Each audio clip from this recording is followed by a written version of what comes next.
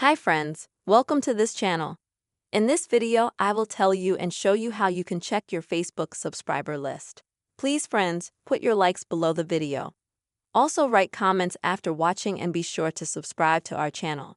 So let me and you get started with this topic. Open the Facebook application and then go to the main page. When you get there, you'll need to go to your page. To do that, click right here. And when you get to your page, select Edit here. Next, friends, under Edit Profile, scroll down and find the section called Details. And across from that, also click on the word Edit. And down here, if you have subscribers, you'll find a section called Subscribers, and you'll need to check the same boxes.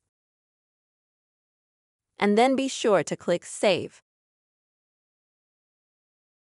And when you save the changes to subscribers, you'll be able to see their number in your profile details. You'll also be able to view them if you click on Subscribers or Friends list.